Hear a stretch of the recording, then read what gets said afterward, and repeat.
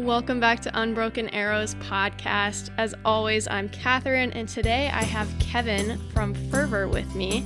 Greg will not be here. He is recovering from wrist surgery. So, Kevin, how are you doing today? Hey, Catherine, excited to be here. Sorry to hear about Greg, but I'm sure he's on the mend. Yes, I'm sure he's taking a nap right now. So tell me just the very basics of what Furvor is. Yeah, we are the quick elevator pitch. We are a first of a kind bone broth concentrate for dogs. And so our approach, while there may be other bone broths in the market, was to create this ultra concentrated bone broth, super packed with nutritional density and allowing pet owners to provide additional nutrition either at mealtime, or what I'm also excited to chat with you about is just a growing percentage of our community really using it as a bone broth Gatorade for active dogs, active lifestyle with pet parents and their pups. And this company is based pretty much solely on dogs, which dogs, of course, as you know, become really part of your family. Pet owners spends thousands of dollars every year on their care, so you want them to stay healthy. And your product is something that's going to help those owners accomplish that. So we briefly chatted already, and you kind of have two different goals with your company, right? You've got your first, just the health of pets, but then also that service dog piece that I'd like to talk to you a little bit about. Absolutely. What inspired you to start this brand? Yeah, so maybe that's the connection first on the nutrition side. 3 years have gone by in a blink of an eye, and it really started on a hot summer day, early fall day hike. It was an upland bird dog day, and so my younger son and I, Carson, were at the classic break point. So it's a little bit hotter than you'd like. Your dogs are running hot for sure. You're pulling into your vest, having your own hydration aid and power bars, just kind of refueling for the late morning stretch. We kind of looked down at our pups. At that point, we had Henry and Ollie, two Britneys, a little bit of a yin and a yang, an American and a French Brittany, and they were for sure getting close to redlining, and we're looking down, we're just giving them water. And it was just a really casual conversation between then a 14-year-old son and a dad around just why is there not any available Gatorade for dogs on the market? And that was sort of the start of it all. So that conversation started to take a life on its own.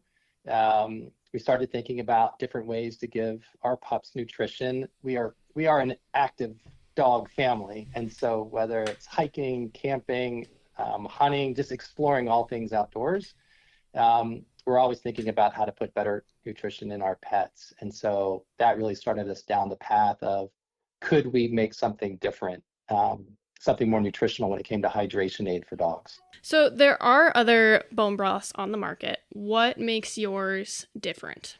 Yeah, so when we first started going into this, we did even obviously go to the store, look at what was on the shelf. We were looking at both what was in the human aisle and the pet aisle, and just trying to understand what was available and if we could do something better. And again, even starting 3 years ago, we started to see this trend of really of most brands, and brands that we generally like a lot. I think probably making more of the business decision, which is if they knew the product was going to a pet, not a human, how do they maximize profits? And so we saw the inclusion of water, and I'll just call this category broadly defined boxed bone broth, so already diluted bone broths, ramp from the low 90% water level to mid 90s. And now some of our favorite brands are 98, 99% water. So it's really, the reality is it's flavored water. The fact that they still get to call it bone broth is sort of interesting to me from a regulatory standpoint. It may have a nice taste, but it's not delivering any nutritional value to your dogs. And so that's what we thought we had a chance to drive a wedge in the industry, take time to develop something different. And so it took us 15 months, and we had the opportunity to work with a leader in bone broth manufacturing in the US, as well as a world leader in amino acids and proteins, and kind of combined those two teams. And our bone broth, we've been able to squeeze out some of that moisture to make it more like a concentrate. It almost looks like a caramel sauce. And because we were able to kind of change what a traditional bone broth looks like into more of this bone broth concentrate, ours is 30 times more nutritionally dense. So those box bone broths like typically have about 1% protein. Ours has 30% protein. And I just use that as like a yardstick a little bit. If you have 30% protein, that's like a good indicator that like all the things that are important, like amino acids, the right types of fats, the right types of carbohydrates, et cetera, that those are also going to be 30 times more dense than what you're going to get in a traditional diluted box bone broth. And on some of your social media and I think on your website as well, there's either a picture of you drinking the bone broth with your dogs or something like that. So it's human grade as well. Yeah, so again, I think all of us, right? You as well, like we're crazy pet parents. We love our dogs, as you were saying, they're part of our family. And I think going into it, we were unwavering or unbending on we wanted all natural ingredients, limited ingredients, and we wanted human grade. And so like people think I'm crazy, right? They see me take some of our bone broth, dilute it a little bit in a warm cup and just have it like a warm tea. It literally just reminds me of growing up with my mom or my grandma making chicken noodle soup. So it's like nothing more than just like classic bone broth. But people for sure give me the double take. And again, like what's going in our dogs is the thought needs to be good enough for us as well. And so we're not gonna ever move away from that. And yeah, so like our product where it is made, it is the only bone broth coming out of that facility that's not going to the human aisle. So everything else that they're making is obviously human grade, and then they kind of spin our product line off and it goes to the pet food aisle. That's very cool. You talked a little bit about Henry and Ollie, your two dogs. That story is kind of what started the second part of your mission, right? Could you share a little bit about that event and then how it impacted your family as well? Yeah, so it's probably it's every year goes by, it gets a little easier to chat about. So a really big event, negative event kind of shaped a lot of things happening in our family at that time. And so again, I was chatting with you about them. So Henry was my American Brittany, Ollie was my French. Ollie was, I guess, kind of pushing 3 years of age, and Henry was 5 years plus. We spent a ton of time in Idaho, a small little town in Idaho called Driggs, and I was up there in the winter with them for a couple of weeks. Again, just having fun playing in the outdoors, and we were out front. We had a series of weeks just with a ton of snow. I think around our house at that point we had at least 3 feet, and we had drifts that were 5 feet plus.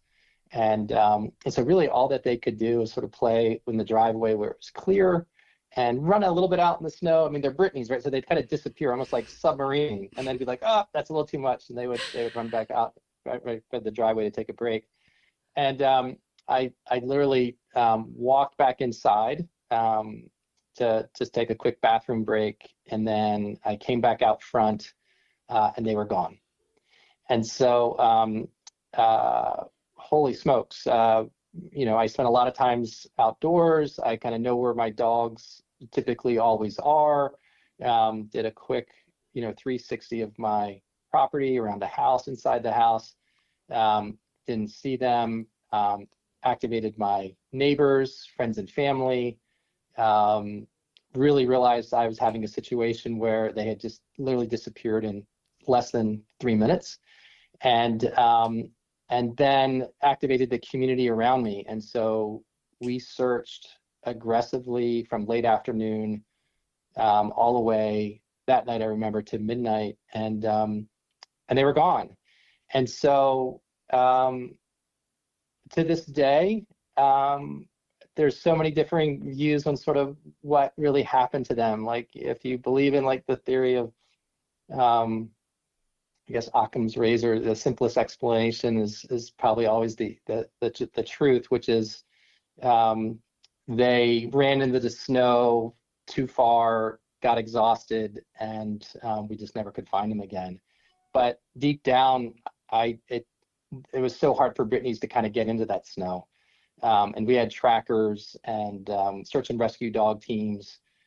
We even had a helicopter that came out of Yellowstone Park that was tracking wolves at the time and gave us 60 free minutes of their time to track them, and found no signs of them in the snow. So like so many of these things make me feel that they were taken from us, that they just didn't decide to run away. As a pet parent, knowing the personalities of my dogs, how unique they were, they may have ranged a little bit, but they always came back, if that made sense. Especially Brittany's. And so we lost them overnight. I never had a chance, right, to say goodbye. It was on my watch. My family was still flying in to meet me in Idaho at that point. And that was a lot of responsibility as like the dad of the family, and, kind of the dad of the pet family. And so, so a really hard period for us for several weeks, if not for a few months. And then where we kind of got it wrong as parents. And what I often say, I think I was chatting to your dad about this, like as parents, I think the more tenure you get, more stripes you earn. Like if we can just get it right 51% of the time, it's impossible to bat 1,000. Can we just beat it out 51-49? And we missed the fact how much Carson, my two boys, Carson, the same Carson that helped me think about this idea for Furvor, we missed how much he was reliant on Henry as that blanket at night to unwind. So Carson's got a big, heavy dose of ADHD. As a teenager, I grew up with it, and he was just really struggling, kind of thinking through how to manage anxiety and just all kinds of thoughts that were running through his head. And again, at times, I think growing up, even as adults, like, right, that bond with the dog is different. Like it's different than maybe what you need from your mom and dad or close friends. It's just the one-on-one unique relationship of what that pet can provide someone. And in our house, we were missing what that bond was between Carson and Henry. And so eventually it all sort of blew up, and Carson really talked about something that was missing in his life. He couldn't put his finger on it, but he really thought it was all coming back to Henry. And then we gave him the opportunity to pick a new companion, a new dog. And with that, he wanted to go through formal service training. And so he went through formal service training and through like a therapy swim lane of that group. And we bought a Bernese Mountain Dog. She's about 3 now, 3+. Her name is Tally. And during about 18 months of Carson's life, like she was exactly what he needed. He just needed an unconditional, always being their companion, love, who could know when Carson needed to have someone sitting on his foot or up on the bed with them or by his side. And going through that process, for Carson, who's I view as my co-founder of Furvor, but his mom and dad looking in, seeing the impact of what a dog in service, I like to say that more than just like a service dog, but like what a dog in service can do to their partner, in this case, my son, and how then we saw a lot of those dogs being trained at the school that he was going to. We decided when we launched Furvor, we wanted to be more than just a pet nutrition company, but also to drive awareness and availability for dogs that are helping those in need, those who can live a richer life, but they need the help of the dog to live that richer life. And I'll stop talking because I'm so passionate about it. But Catherine, like if you ever go to those groups, they're all so unfunded. They all need so much help. They're all saints, right? They're doing so much work for their love of what they know that the impact those dogs can do. But largely that industry is like living week to week. And the way that we're able to give back, like every dollar that we're able to give is felt as positive. And so that's why we're so excited to focus on that as part of our platform. And service dogs range so wide, right? There's the very obvious when you see a service dog that maybe is picking things up for someone who is in a wheelchair, but there's also very much that mental aspect of it as well, which you kind of talked about a little.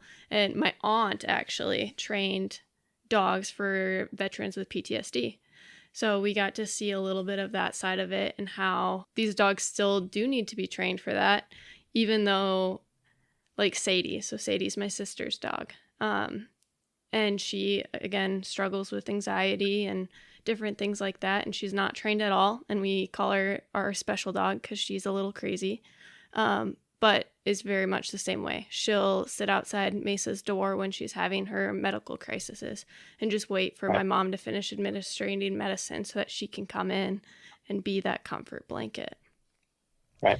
You guys sponsored two different organizations, right? What are those two organizations? Yeah. So one is the group that Carson went through, and that is called Next Step Service Dogs, and a mix of the type of people that they work with or where those dogs are finding homes. But a really big portion, as you were kind of mentioning, you have experience with, is veterans. And so, and Carson even talks about that to this day of like going through training and watching, our young 20-year-old, men and women that had served and whether they needed companionship because of PTSD or their neurological issues or, needed help because they had physical limitations. He'd come home sometimes feeling like that. I feel like I'm faking it. Like I know I need Tally, but he like even at a very young age, right at 14, he's also seeing just how much support the veteran community needed and how much the dogs were helping. So that really was a lasting impression for us and why Next Step Service Dogs. And then Good Dog here in San Diego. And maybe it was a little bit of a tighter fit as my wife Holly and I were looking at different organizations. They treat kids, they help train dogs that are helping kids that may have anxiety issues like Carson did through his teenage years, but even deeper across all areas of the spectrum. And so where kids absolutely need a companion just to kind of get the day going and to live the day. And they could have, again, being in different areas on the spectrum could be managing just how they're communicating, right? And everything is firing perfectly. They are a smart cookie, but just how they interact and how they perceive the world and just needing a companion by their side to get through that, to make relationships and conversations easier. And so I think that seemed like it really fit with that period that Carson went through. So we were excited to do that. And then just recently, it's a new add-on, but we spent the last 3 to 6 months spending some time with another like Dogs in Service, an avalanche team in Wyoming, and it's a completely different variety of a dog in service, but looking at how those dogs are ambassadors in this community of not just being like these profile active like avalanche dogs, but just like how everyone can see this such unique bond between pet parent and dog, and these like are working dogs, and then how they go out into the community and talking about like just that bond, nutrition, what these dogs do and how to take care of them. And so like our view is like how is driving awareness, not only of, again, the yeoman work that they're doing in an avalanche crisis, but just again, awareness of like one more complete different segment of these dogs are saving lives, but then also educating people around the community of just like the uniqueness between pet parent and dog bonds. There's definitely a connection there that people who don't have dogs will never be able to understand.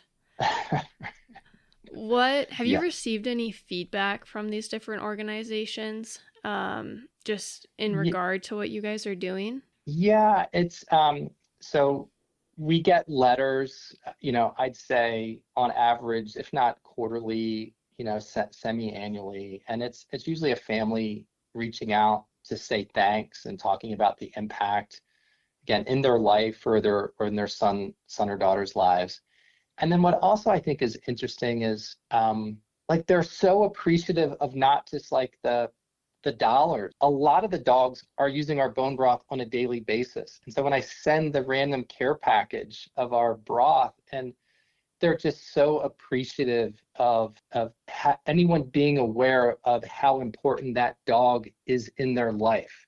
And so for some third party to randomly give a gift to that dog and make that dog's life a little bit better, again, it could be a $1 gift, it could be a $50 gift, but those people that just know how precious that dog is, it's always interesting how heartfelt the thank yous are that you get back. And that's, again, Carson and I talk about that a fair amount. Like that's, for me, it's what keeps the boots on in the morning, or gets them on in the morning, I guess you say, right? Just the unique impact that we're starting to have with Furvor. Is this kind of side, is this like your full-time job now? Yeah, so we launched about 15 months ago. It has been just this crazy positive experience for us. And I think I had this feeling as we were launching that like stars and moon were aligning a little bit, and it made sense for me to put my head down and really sort of drive Furvor on a day-to-day basis. And so Carson, he's a senior in high school. As you can imagine, a lot of demands when you're a senior in high school. He's helped out. He would say he's the lead director for any videos. He's my social media strategist, but I couldn't be more excited for him. He heads to college this fall, so he's going to be in Nashville, going to Vanderbilt. So I'm gonna be losing him for sure as like an in the trench person, but we're gonna, things are going well enough. We're gonna start thinking about how to build out the team the right way in the second half of this year. That's very cool. What are some of the I don't know, effects, I don't know if that's the best word for it, that using this product people will see in their dogs? Yeah, so so bone broth has been around for a fair amount of time for human consumption, and we live in northern San Diego. I mean, I know a lot of people think Californians are crazy, but you've been able to go to coffee bars in California for probably close to a decade, and believe it or not, like order a cup of bone broth. And so this emergence out here of what bone broth can do for you, and then this whole trend of like the spinoff in the last 10 years of collagen, seeing collagen in more and more products.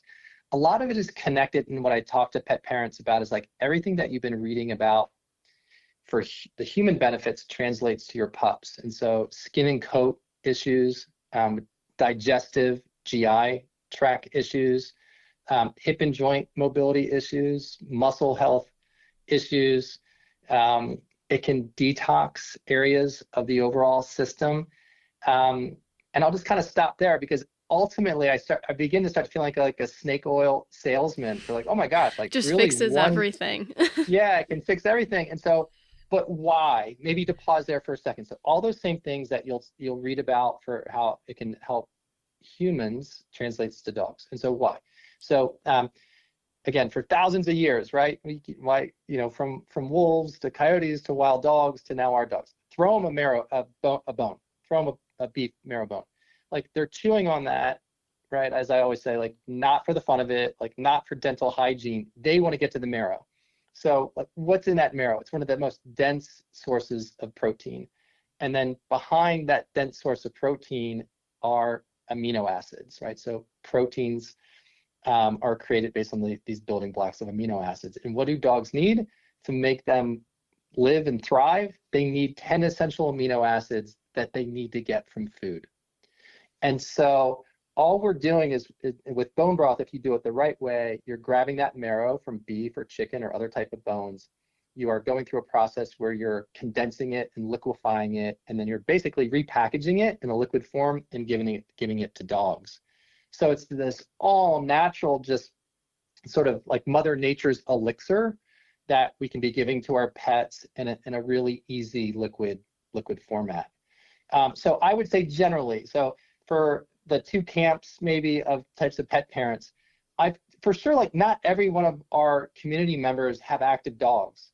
And so, but universally, what people will say is within like a week to 10 days, because of the proteins, which are collagen, and the amino acids behind the proteins, like people talk about skin, like visible skin coat health issues changing really quickly because it externally just pops in that area. And as a pet parent, if you're a very focused pet parent, like you'll see it happen pretty fast. And so that's cool, right? So whether you've got like the little pug or whatever the, rolls up on your lap at night dog, like it, if you're watching the outside of it, you have to be thinking about what are the cool stuff that's happening inside as well with all that nutrition. For the active pet parent and how we met briefly at Pheasant Fest up in Sioux Falls, which is just one segment of the active pet parent, which enjoys spending outdoors, upland bird hunting with their dogs. They'll see something much more beyond just the skin and hope benefit, and that is the mobility side. So, and so again, hip and joint mobility issues and muscle tone maintenance during those training seasons, during the hunting seasons, the feedback that we're getting from our community that's using it as a hydration aid or as mealtime supplement, we're really seeing a big impact of their dog's performance like during those high output seasons. A lot of our audience is going to be those hunters. So because you hunt as well, how do you supplement it to your dogs specifically for hunting season? So I am, and I know it's interesting, right? Everyone has a different ritual when it comes to thinking about optimizing mealtime, optimizing hydration for their dogs. And it's also interesting, right? So every dog has such that unique personality, right? So there's not quote unquote like one game plan that fits every dog, every breed. But I would say this, so for the hunting community, we just launched a new product, which is still based on our beef bone broth, but we've added this mobility version. And we've super boosted it in two areas, which we've got a great R&D partner that created an amino acid profile. And we kind of super boosted a handful of these 10 essential amino acids to say, hey, we know that you already spend time for mobility and muscle health. We want you to spend more time focusing on those areas for dogs. So we super boosted it there. And then we also added glucosamine, which has been studied a ton for the benefits for mobility, inflammation issues in dogs. And so that is the product that I use the most, especially in our Brittany when he's going through training and hunting season. So I use it in two really different ways. So at mealtime, I am generally adding some moisture to my dog's kibble, and I do a mix. We'll kind of put kibble to the side because that's I think maybe a whole other religious debate for what the dry food combination is. But when I'm adding some of that liquid, I'm using some of our bone broth, I'm mixing it with some water, kind of creating a gravy. I'm not floating, I'm not like overwatering, but I'm adding moisture to my dog's food at mealtime. It's such a strong palatable benefit at mealtime. I talk to a lot of hunters. I think we all go through this. Like sometimes, like when your dog's training or during hunting season, they're so focused on the training or hunting, they just go on these random food strikes. There's like, hey, like I need to take a break, and I just don't want to focus on food. I just want to focus on what we're doing in the field. And I think like having that opportunity to kind of spruce up, energize mealtime, especially with our topper, really gets them to focus on the clean bowl club. It works. It gets them refocused, reinterested on making sure they're eating that full diet. So I'll play around with mealtime, not necessarily every meal, but it's a special treat, special add-on. But I'm a big believer for like why Carson and I started this idea or the random conversation about Gatorade.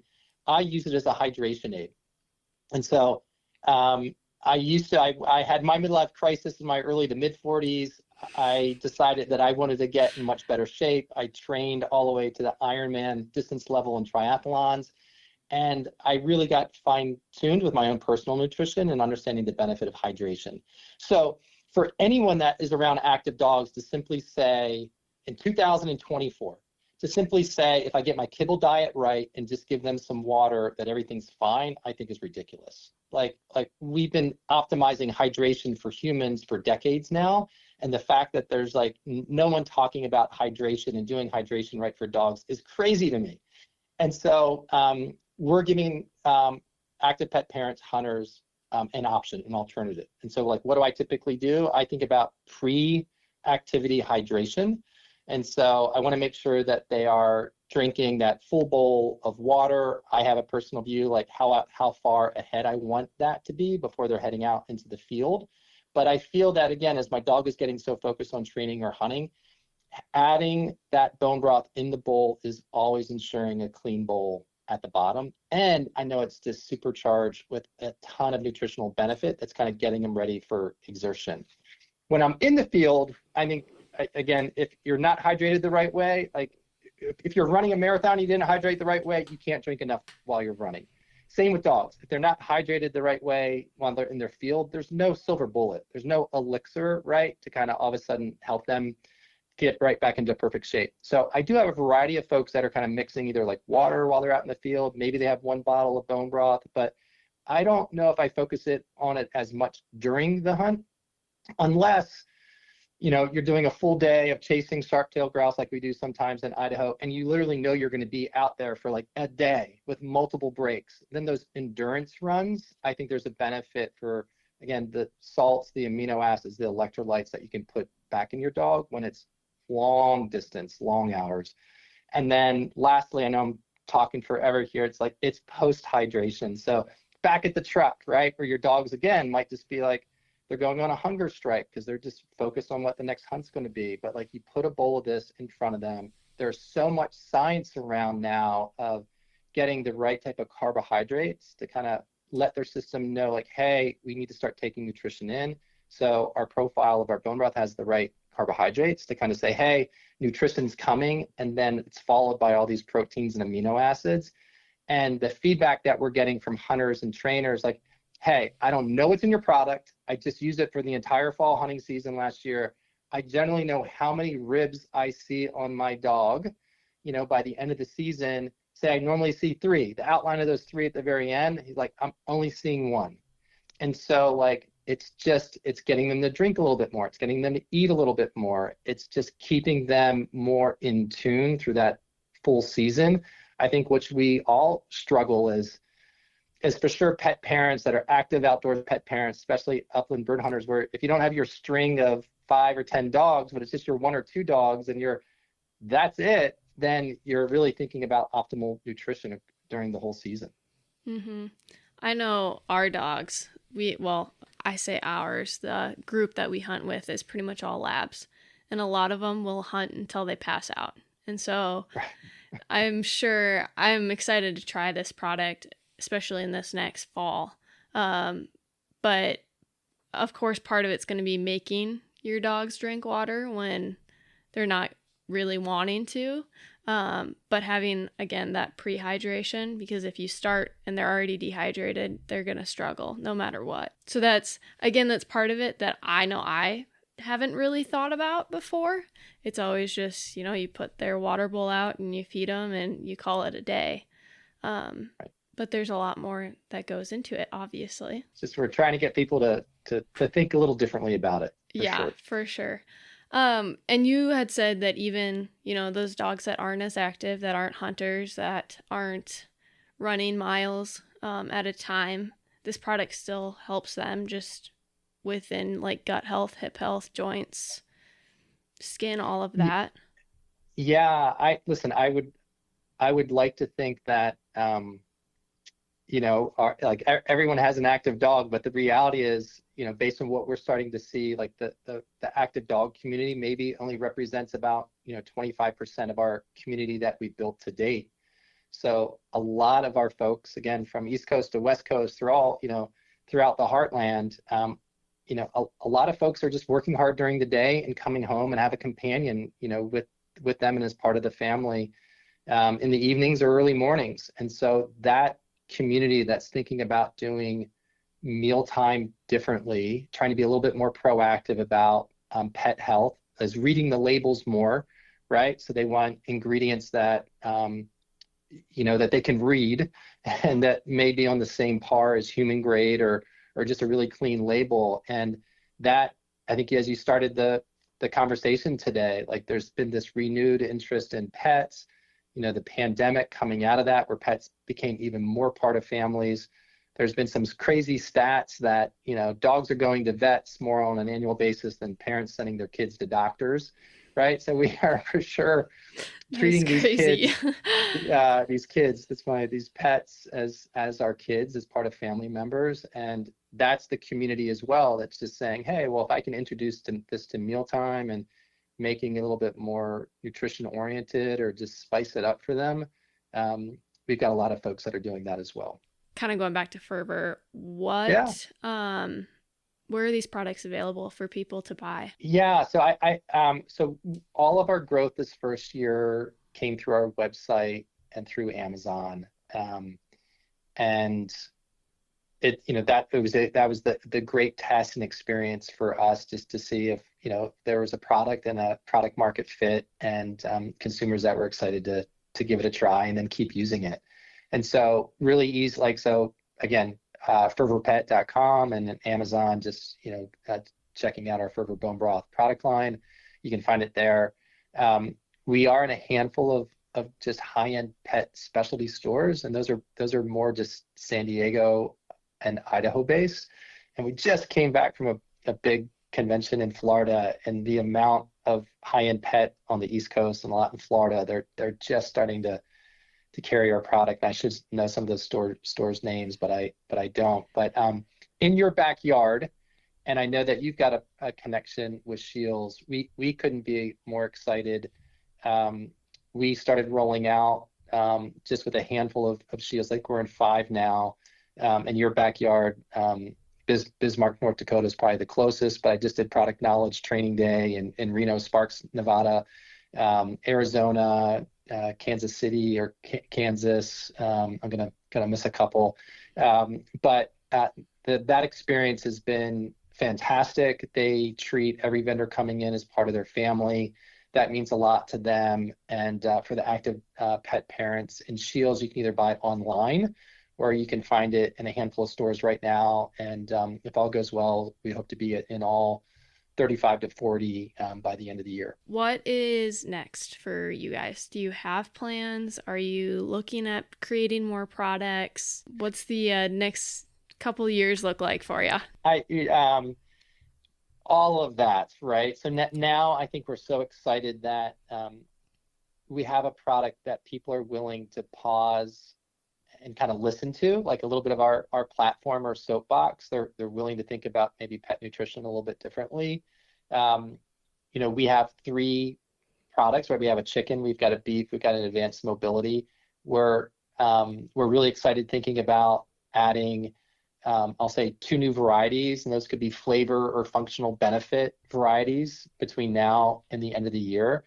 And we just have a lot of fun sort of research and development going on with our partner right now. I think we have the opportunity to really kind of create this whole new segment around, delivering nutrition to dogs through hydration.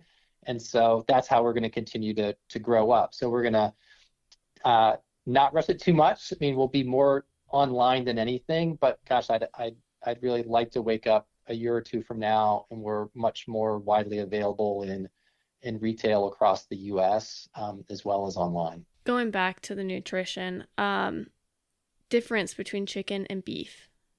Like, why do we have 2 separate products? Is it just a personal preference, or? Yeah, it's so obviously there's I don't know if growing is the right word to use. So we do know that poultry, chicken can be an allergen to dogs. And so I'd say of the 2 flavors, we for sure sell more beef than we do chicken. But it's also interesting. I mean, there's this religious divide a little bit on, like, my dog's a chicken fan.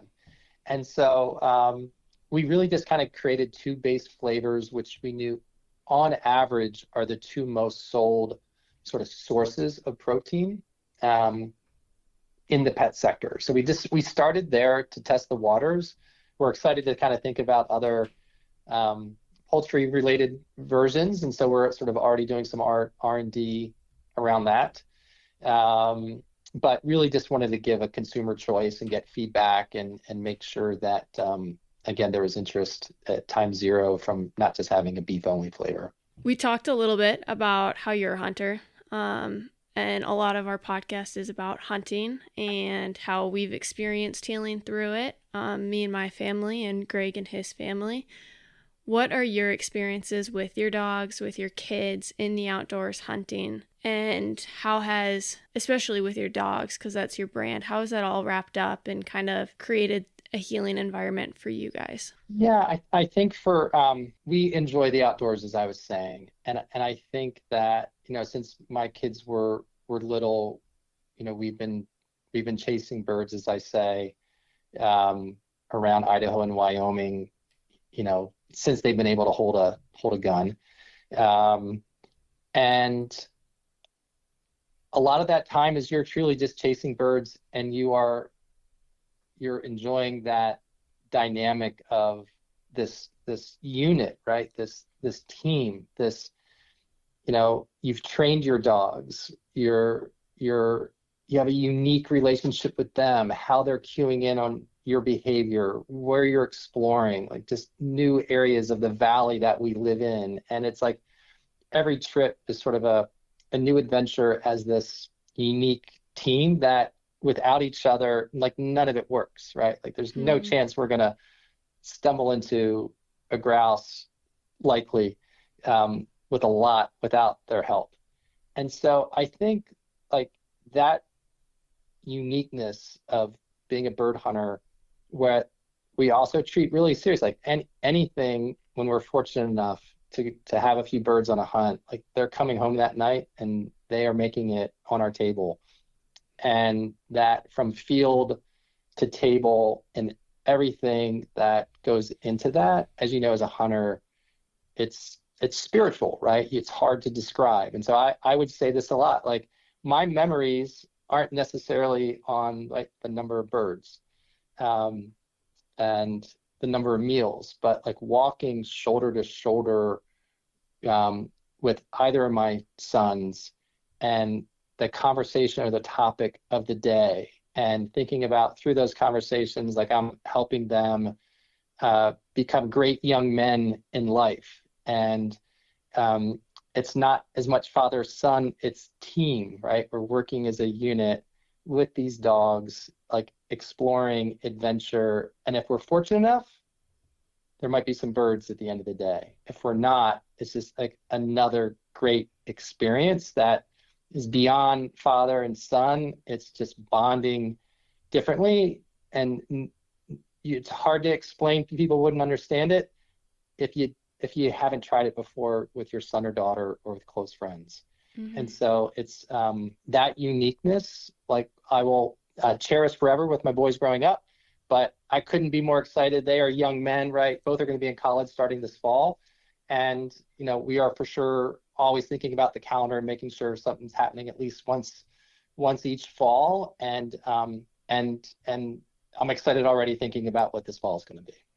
I can't speak obviously for your sons, but on the flip side of it, you've kind of got the father with your kids. As a kid hunting with my family, my parents, I know a lot of our hunts, even pheasant hunt, duck hunt, no matter what we were doing, the lessons that you learn outside of shooting a gun and how to sneak up on a deer and things like that is sometimes even greater, the lessons of respecting nature, respecting the animal you're hunting, and respecting the other people you're hunting with, the dogs you're hunting with, and all of that will stick with you longer than the actual hunt itself, right?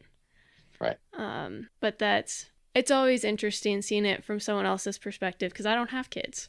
So I was the mentee. I take my little sister out, so I guess I could be considered right. The mentor. But it's always going to be a different dynamic between a parent versus siblings because she thinks I just think I know everything, and she's better than I am at everything. So I'm sure there's a little bit of that with parents too. For sure. Well, thank you for taking the time today to talk to me a little bit about your product, but then also the side of it of the service and how the product not only affects dogs, but has affected your family, and some of those stories that are harder to talk about. Super fun. Great to connect. I think you guys are doing such a great job, a unique approach to, I think, the hunting community and the bonds that you guys talk about. I wish you guys all the success. Yeah, thank you so much. As always, if someone you know or yourself is thinking of suicide or is in need of a crisis intervention, call the Suicide and Crisis Hotline by dialing 988. Additionally, there are different ways for veterans and their loved ones to receive support as well. You can contact the Veterans Crisis Line, dialing 988 and then pressing 1, or you can chat online at veteranscrisisline.net. To all of our listeners, take some time to get outside, enjoy the outdoors, and experience its healing powers. With that, on behalf of Greg and me, until next time.